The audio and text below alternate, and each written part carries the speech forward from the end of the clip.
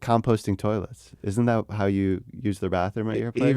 Even before I had a bigger house, even when I had a townhouse, I was composting. Get out of here. I mean, I've always composted my food. Even in Brooklyn and New York, I used to freeze my scraps and bring it to a local community garden. So cool. That was my food scraps. But that's when I was living on a 3-story apartment or something. But now I have my own yard.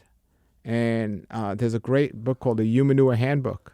And I found out about humanure. And so, you can recycle your own.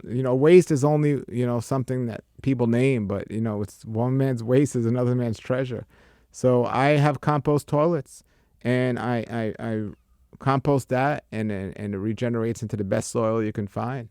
So nothing goes to waste. I'm big on waste free, or having little waste, not using a lot of plastic and stuff. Just using things, efficiently. So I use that with everything. And compost toilets are wonderful. I have them in my house, and we all use them, and they're wonderful. They're wonderful, yeah. And it has a negative connotation, right? But like you said, it's a resource. I did a video where I actually had people come to my house blindfolded, and I had a compost toilet right next to my bed in my room. And I said, what do you smell? And people were like, oh, I smell roses. Oh, it smells great in here. And then I would take the blindfold off and they would see it. People don't understand. A compost toilet doesn't smell, and it doesn't attract bugs, and it's amazing. And I actually have a compost toilet in my house right now, right next to my bed. So a lot of people might be like, oh, that's insane. Like, how does that work? How could someone integrate that? Look at on the internet, Humanure Handbook. A Humanure Handbook. Yeah, Humanure Handbook. I read that. I remember in North Carolina. It's amazing, and it's very. I'm learning with that also, because I know how to build one, and it's cheap to build. You could build one for under $40, but you don't even need to build one. I found another way that I'm going to make an updated video about how you could do it even easier. But cool. I know some people that they won't admit it because the subject. But I know some people, they don't even use a compost toilet. They'll just go under their tree, and just like a dog, they'll just go right under their tree.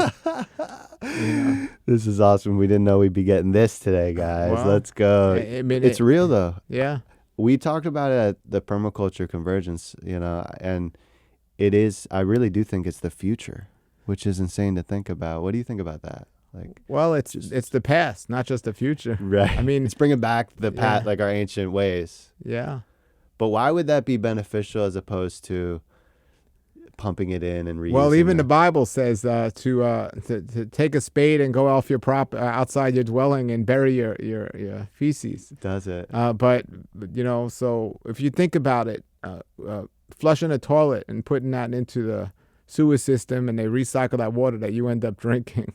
Right. It's absolutely crazy. It's crazy. And it's just insane, So, but if you put that under a tree, and all those nutrients are going into the root system of that tree, that's why my trees look so great. That's right. Yeah. It is. I bet that is part of it. Yeah. Some people, they come to my house like, oh, you got all this fruit. Can I have some fruit? I'm like, yeah. They said, what do you use for fertilizer? And I tell them, they're like, well, maybe I don't want some. So it saves me people from taking my food.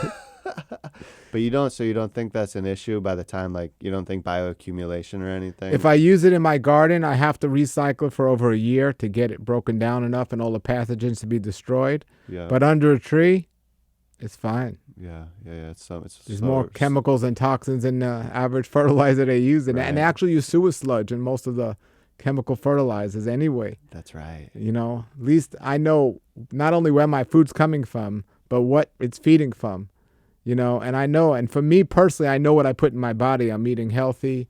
I'm not doing drugs and things like that. So I know what's in my food. I know what's in my poop, and I know what's growing on my tree.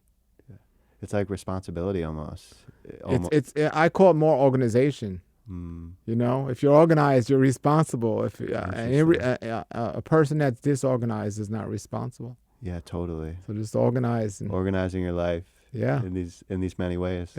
I teach my children, it's one of the most important lessons is to be organized.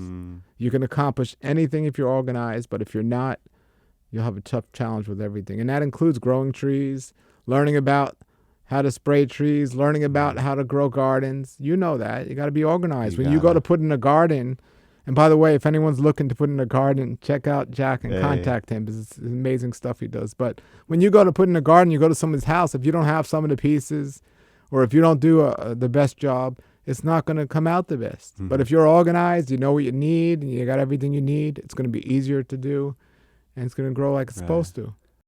Hey guys, so if you enjoyed this video, please give it a thumbs up and subscribe below, and we'll see you in the next one.